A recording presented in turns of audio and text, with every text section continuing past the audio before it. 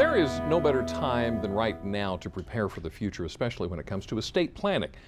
But it can be a complicated process, and there's a few things you need to keep in mind when it comes to making plans. So joining us today to talk about that is attorney Dean Campbell from the law office of Dean A. Campbell, LLC in Georgetown. Dean, thank you so much for coming in. Thank you. It's my pleasure.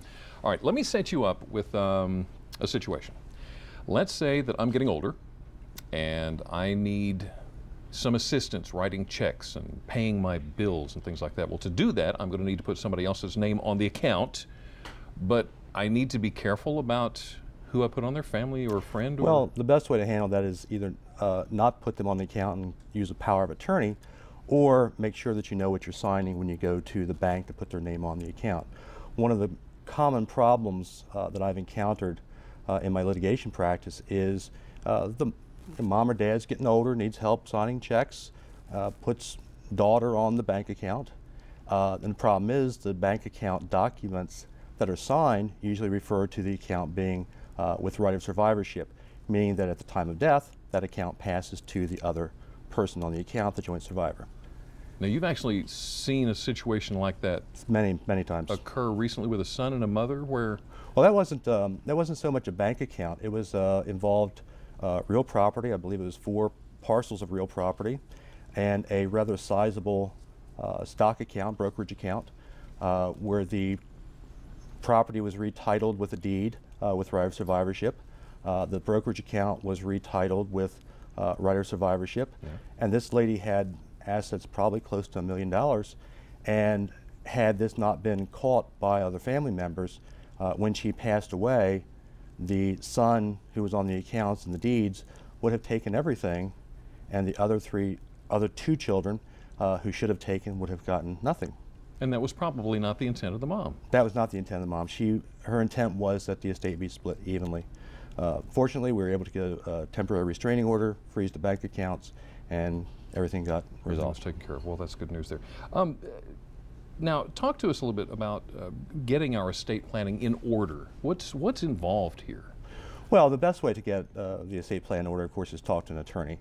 And there are many horror stories I see because that simple process is missed and not followed. Doing a will is not difficult at all. It's not that terribly expensive either. But if the will's not completed, there are some really bad things that can happen. Yeah.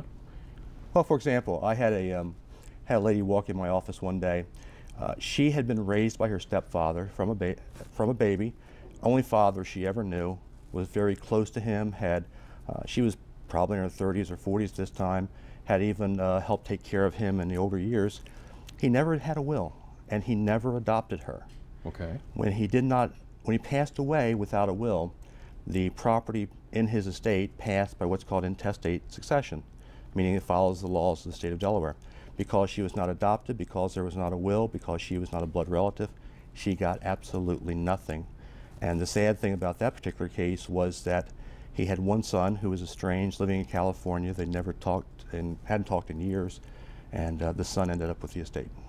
Really? Yes, very horrible. It was very difficult telling her what was about to happen. Yes. Okay. Now I want to clarify here real quick that Dean, you are a practicing lawyer in Delaware. That's right. And of course, every state differs to some extent. Correct. So then, the best suggestion for somebody that has questions about their particular state, find an attorney that's local to you. Okay. Let me go back to the story you just told. Mm-hmm. If I find myself in a situation like that, well, I'm just going to take a notepad. I want my son to have this. I want my wife to have this. There's my name. There's my will. That's not a will. Really? And like you just said, I'm a Delaware attorney. I don't know the laws in Maryland and Virginia. Right. I'm not licensed in either state. But in Delaware, holographic wills, which is what you just described, yeah, are not recognized. In particular, wills have to be executed with a certain formality in writing, witnessed by 2 people. Everybody has to be in the presence of one another as they sign. We usually use what's called a self-proving affidavit that establishes who the witnesses were and what the formality involved, how it occurred, and that creates a will.